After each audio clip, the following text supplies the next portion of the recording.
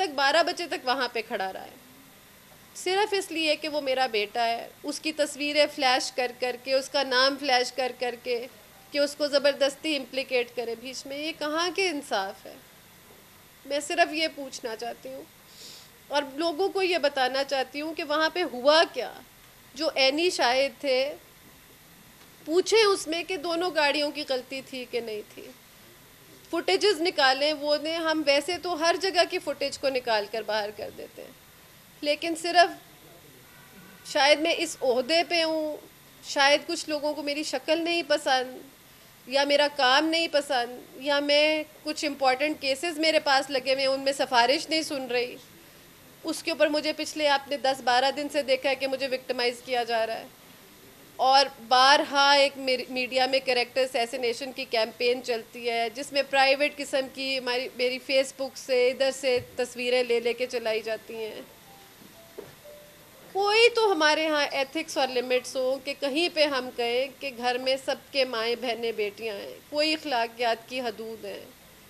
کسی کی ہم کتنی دل آزاری کر سکتے ہیں، کتنی چیزوں کو ہم پولیٹیکل اپنے ریونج میں لے کے جا سکتے ہیں. اور میں نے تو پی ایم ایل کیو کے بعد کبھی کوئی اور پارٹی بھی نہیں جوائن کی.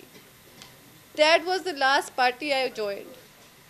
اور اس کے باوجود میں دیکھتی ہوں کہ جو پتہ نہیں کس چیز کا انتقام لیا جاتا ہے یا کس وجہ سے یہ ساری باتیں کی جاتی ہیں. لیکن اس وقت ہم سارے، میں نے بولا میرے شوہر ابھی تک ہاسپٹل میں ہیں، ان کو بھی چوٹیں آئی ہوئی ہیں، میں آپ کے سامنے ہوں. اینڈ ناٹ اونلی دیٹ، اتنا شوق لگا ہوا ہے کہ میں بیان نہیں کر سکتی.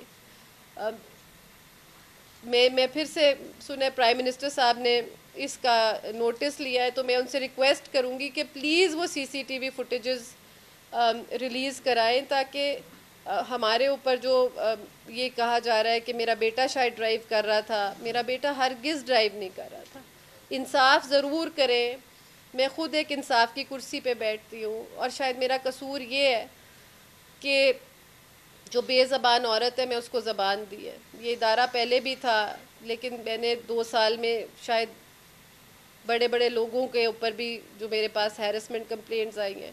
اور آج میں خود اومبڈس پرسن فار ہیرسمنٹ ہو کے میں سمجھتی ہوں جب میری ہیرسمنٹ ہوتی ہے اور میڈیا کے اوپر اس طرح کی کریکٹر اسیسینیشن کیمپینز چلتی ہیں، تو جب میں کمزور پڑنے لگتی ہوں میں کہتی ہوں اس عورت کو میں کیا امید دوں گی جو میرے پاس امید لے کر آتی ہے.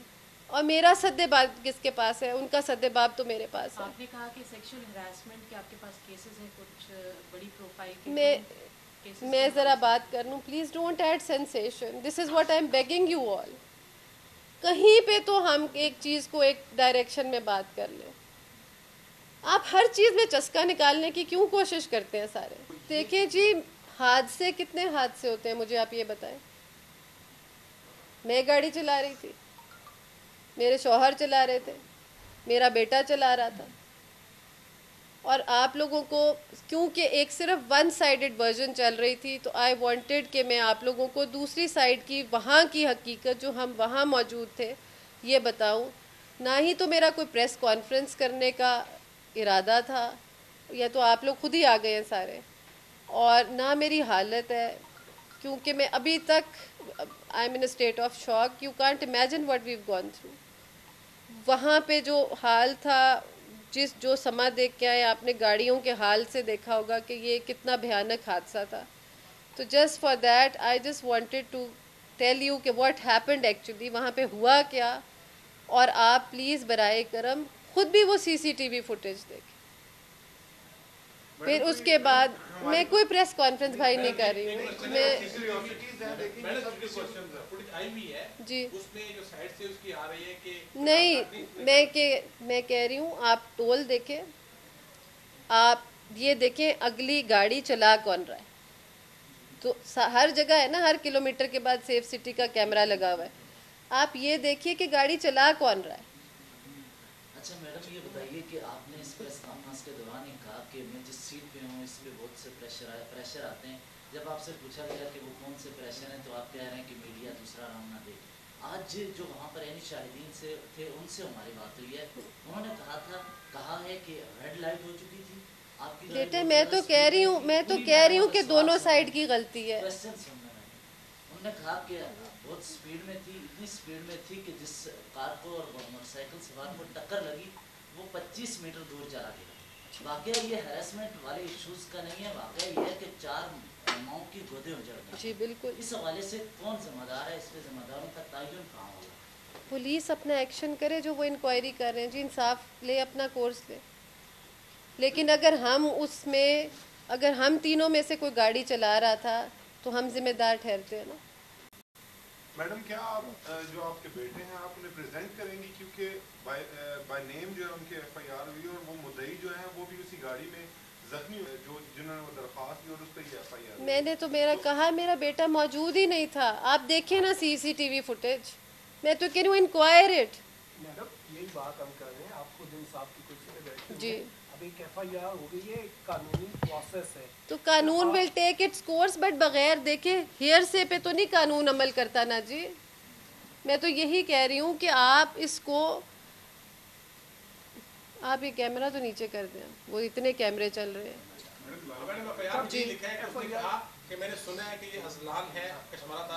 دیکھیں میرا بیٹا تو موقع پہ تو موجود تھا نا. ماں اگلی گاڑی میں اگر مر رہی ہے, میں یہ کہہ رہی ہوں, تو وہ پیچھے سے بھاگتا نہیں آیا, اسی نے مجھے گاڑی سے نکالا ہے.